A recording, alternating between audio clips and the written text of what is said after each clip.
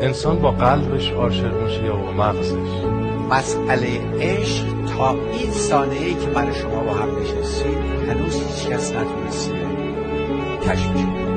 این یه چیز که از داخل یک دفعه به وجود میاد. افراد از من میپرسن ما میخوایم به شما میگم تو عاشق جراح مغز اعصاب شدی یا همه دنبال میگم برو دنبال اون چیزی که عاشق شدی.